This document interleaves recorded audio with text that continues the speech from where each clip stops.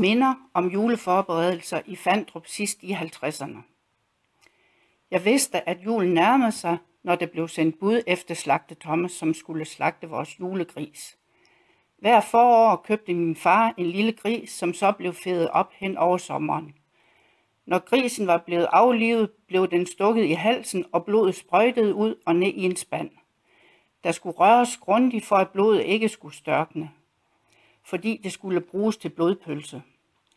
Jeg blev altid sendt til bageren for at købe rugmel til blodpølsen, og jeg elskede blodpølse stik på panden med sirup til. Når grisen var parteret og pakket ind, blev pakkerne lagt i den store zinkbalje, som vi derefter bar ned i frysehuset, hvor vi havde en boks. En anden ting, jeg glædede mig til, var andet spil i forsamlingshuset. Det er det, der i dag hedder Krudthuset.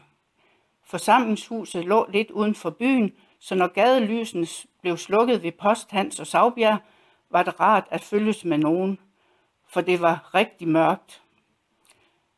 Når man havde fået sig bænke og kunne se op på hele den lange række af ender, der hang på væggen med snor om halsen, kunne man godt få røde kinder af spænding, om man nu vandt.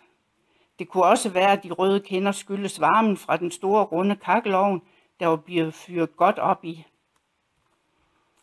Op til den første søndag i advent var det spændende at se, hvad der blev pyntet med i de forskellige butikker. Vi boede mellem cykelhandleren og Dutten, som havde en lille trikotagebutik. Derefter kom bageren, og så købmanden. Købmandens vinduer var altid dækket med brun papir, indtil han var færdig med at pynte. Hos købmanden kørte der et lille elektrisk tog rundt. Men den første søndag i advent fik jeg og min lillebror lov til at gå ned til Brugsen. Brugsen lå dengang uden for Fandrup på vej til Grønop. Det var stort at få lov til at gå alene ned for at se juleudstilling. Jeg og min mor cyklede også altid til Farsø for at se juleudsmykningen.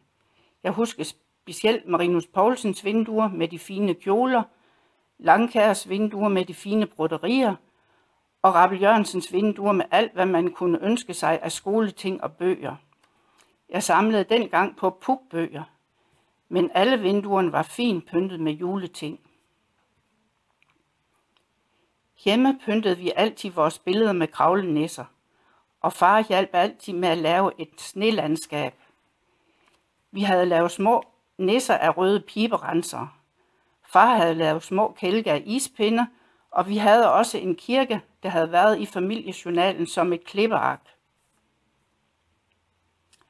Til daglig brugte vi 2 gasblus, men når vi skulle bage småkager og koge kleiner, foregik det på det store sorte brændekomfur. En af mine opgaver før jul var at pudse messingstangen omkring brændekomfuret. Det var også en stor dag, når Post Hans kom med pakken fra Dahls varehus. Nogle gange skulle mor først fjerne noget, før vi måtte se, hvad der var i pakken. Spændende. Jeg husker også, at Kjelds Karen samlede ind til julens glæde en gang om ugen. Det var nogle klistermærker, mor købte og satte ind i et hæfte. Til julen fik hun pengene udbetalt. Også dengang varede julen længe og kostede mange penge. Vi lavede også kunstig marcipan. Mor lavede en opbagning af mel til en smørbolle. Når smørbollen var kold, blev der æltet flormelis i og tilsat mandelessens og frugtfarve. Vi lavede også nogle permyntekugler. Det var æggehvide, permynte, essens og flormelis, der blev æltet sammen til en dej, som vi så trillede til kugler, og deri blev der sat en chokoladeknap. Alle stykkerne blev sat til tørre på en bakke, og bakken blev sat op på vores loft. Man kunne nemt komme til at tage et par stykker, når man gik forbi. Så var det med at rykke rundt på stykkerne, for at det ikke skulle blive opdaget, at der manglede nogen. Men lige pludselig var der et stort ophold mellem stykkerne, og så var der blade. Jeg husker også, at vi kælkede på Eskils Bakke og skøjtede på en lille dam bag stationen. Mine skøjter var til at spænde på mine gummistøvler. Far havde lavet små klodser, så skøjterne bedre kunne skrues på gummistøvlerne. Jeg var altid med til at pynte juletræet, for vi havde kun én stue. Først blev stjernen sat på, derefter 4 små fugle med silkehaler, og så kom de fine glaskugler.